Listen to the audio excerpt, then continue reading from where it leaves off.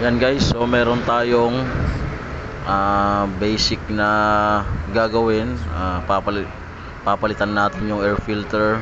So Ford Ranger 2.0 Wild Track. Yan. So modelo to guys. So kung malinis pa to, lilinisan lang namin, tapos ay babalik rin.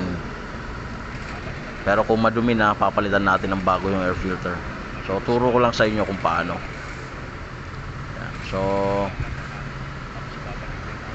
ang una nating gagawin guys, yan, magluluwag tayo ng clamp na yan. So gagamitan natin ng flat screw yan.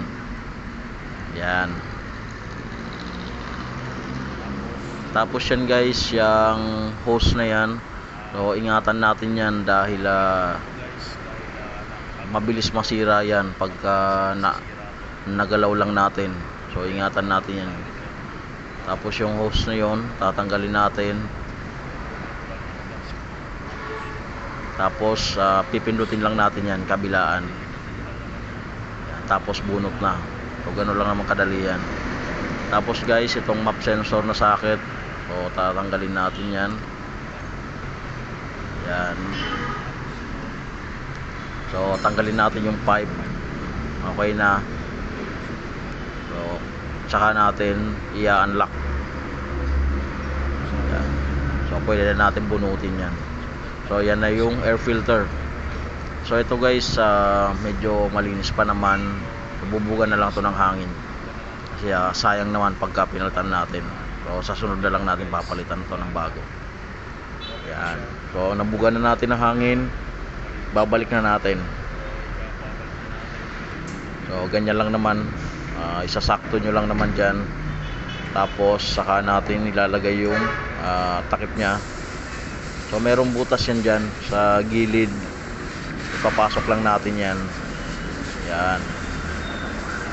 Tapos saka natin ilalagay yung lock. Tapos yung pipe ilalagay na natin. So merong guide dyan guys, kung makita nyo.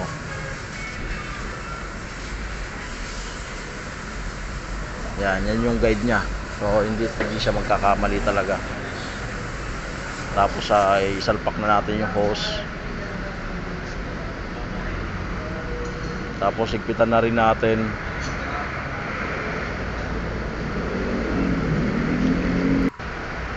So ikabit na rin natin yung map sensor. Yan, okay na siya.